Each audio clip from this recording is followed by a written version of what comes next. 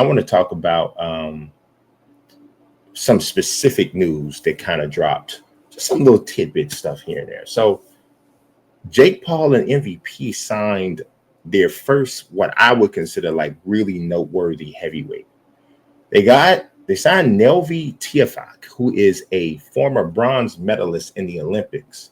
And so he was born, I believe, in Cameroon, but he represented Germany in the Olympics. Now, I mean, full-fledged, speak German, the whole nine, right?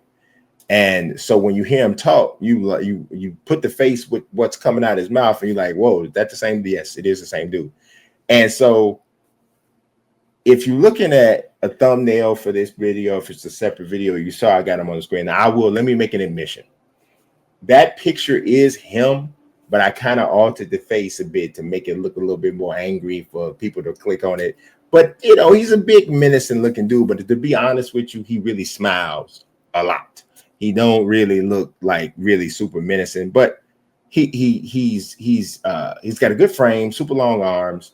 I think his feet are a little choppy, but then again, he's only had one professional fight. He won via second round TKO. It was really weird stoppage because it didn't even look like he stopped the dude. He was fighting a dude named what's his name? Jakub Sosinski. If you want to know what Jakub Sosinski looked like, maybe we can get a picture of him. Jakub Sosinski looked like Lucas Brown and the dude that you fight in the prison fight in Fight Night Champions single player career mode. And when you fight in the neo-Nazis, now I'm not saying Mr. Sosinski is a neo-Nazi, but he definitely looked like if they made a live action version of, I forget what Fight Night Champions single career mode was called, but if they made a real life live action version of it, Jacob Sosinski should be right in the front of the line to play that role because he looked a lot like him.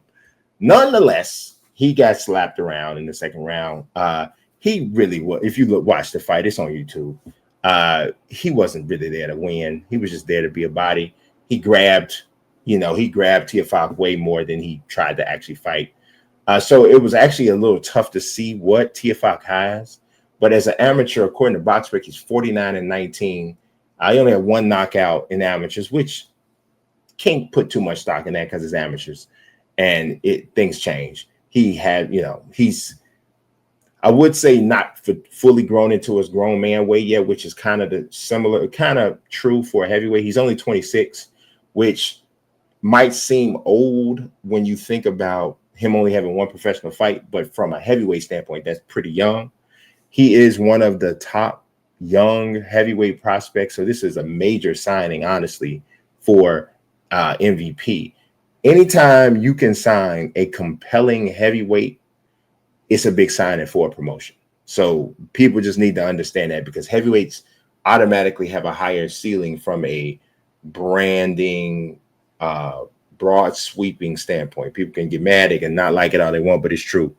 Heavyweights have a higher ceiling.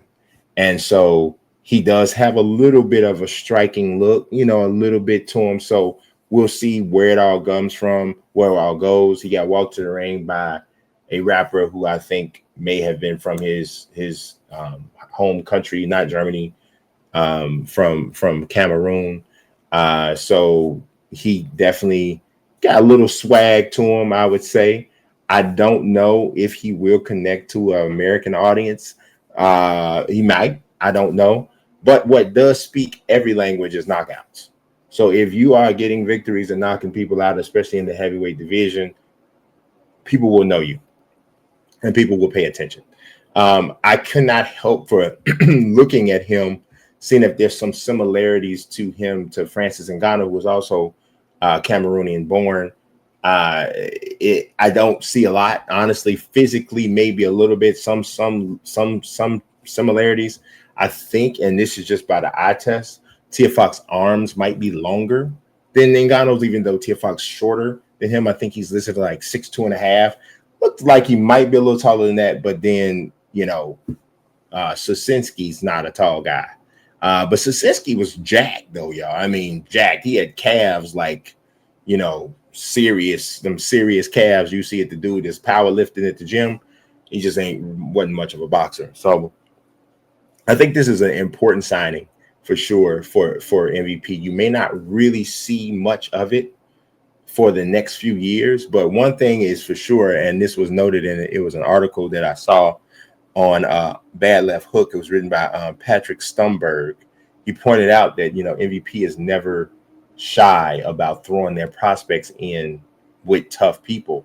I think the young prospect they had, Sylvan, they call H2O. He learned that the hard way, getting one of the nastiest knockouts. I think that was 2023, is one of the nastiest one-punch knockouts of the year. One of the nastier ones I've seen, and I've been watching combat sports for over 40 years, covering it for nearly 20. So definitely nasty. But they throw you out there, and that could happen with Tiafack. So we'll see. But he is somebody I think you should be aware of. You should put him on your radar. You might even see him on one of the next MVP shows getting some rounds in.